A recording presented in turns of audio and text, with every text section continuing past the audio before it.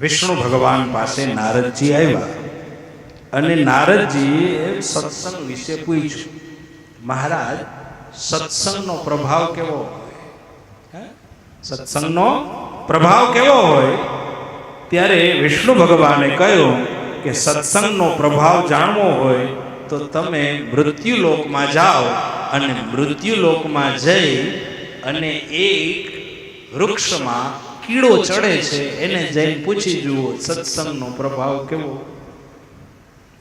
એટલે નારદજી આવ્યા મૃત્યુલોકમાં, નારાયણ નારાયણ કરતા કરતા અને કીડાને પૂછ્યું સત્સંગનો પ્રભાવ કેવો હોય? તો કીડો મૃત્યુ પામી. હા, રામ રામ થઈ. નારદજી કે આવું હોય છે? અને સત્સંગનું પૂછ્યું તો મૃત્યુ પામી ગયું. વિષ્ણુ ભગવાનને જઈને પૂછ્યું, મહારાજ મેં એને પૂછ્યું કે સત્સંગનો પ્રભાવ કેવો હોય તો એ મૃત્યુ પામી ગયો, હવે મારે કોને પૂછવું? ત્યારે વિષ્ણુ ભગવાને કહ્યું, નારદ એ જ કીડાએ એ ગામને ત્યાં ગાયને ત્યાં વાછરડા સ્વરૂપે જન્મ લીધો છે, એને જઈને પૂછી જુઓ સત્સંગનો પ્રભાવ કેવો. એટલે એ નારદજી પાછા આવ્યા, ગાયને ત્યાં વાછરડાએ જન્મ લીધો હતો ત્યાં જઈ અને પૂછ્યું કે સત્સંગનો પ્રભાવ કેવો હોય? ત્યાં તો વાછરડો મૃત્યુ પામી ગયો. આવું બધું હશે. જેને જેને પૂછ્યું એ બધા જ ગતિ થઈ જાય. નારદજીએ પાછું વિષ્ણુ ભગવાનને કહ્યું, પ્રભુ હવે કોને પૂછવું? જ્યાં જેને પૂછું છું એ બધા અમૃતપ્રાય થઈ જાય છે. ત્યારે નારદજીને કહ્યું ભગવાને કે નારદજી હવે ઈ જીવે ઈ ગામના રાજાને ત્યાં રાજકુમાર તરીકે જન્મ લીધો છે, એને જઈને પૂછી જુઓ સત્સંગનો પ્રભાવ કેવો હોય. નારદજી બે ડગલા પાછળ ખસી ગયા. નારાયણ નારાયણ. આ ધંધો કરવો નથી. કારણ ગાયને વાછરડાને પૂછ્યું તું ત્યાં સુધી તો વાંધો નહોતો. રાજકુમારને પૂછ્યું, રાજકુમાર જો મૃત્યુ પામી જાય તો રાજા મૂકે. એટલે મારે નથી. વિષ્ણુ ભગવાન કે નહીં નારદજી એવું કઈ નહીં થાય, તમે જાઓ પૂછો. એટલે નારદજી આવ્યા, રાજાને મળ્યા.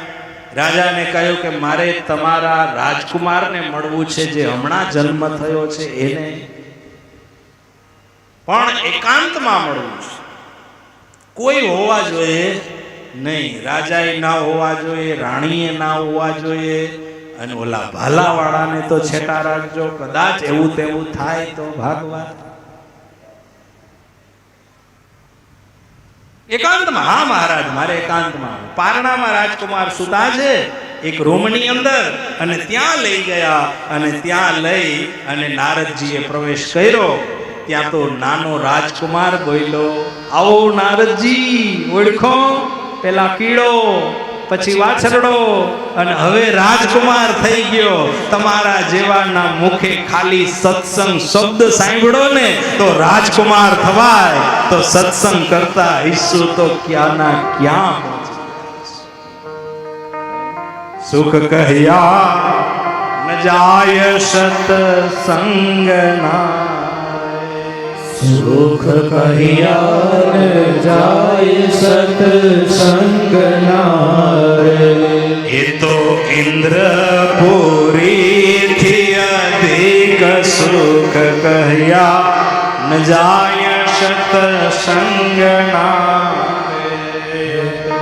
ઇન્દ્રપુરીથી અધિક સુખ કહ્યા ન જાય સત્સંગના. સત્સંગથી સુધરે ઘણા અને સુધરી જાત કસાય, પણ એક નર નવ સુધરે કરે આપ બડા. સત્સંગથી બધા સુધરે, બાકી અહંકાર હોય ઈ કોઈ દી સુધરે નહીં. એટલે અહંકાર મૂકી પછી આવવા.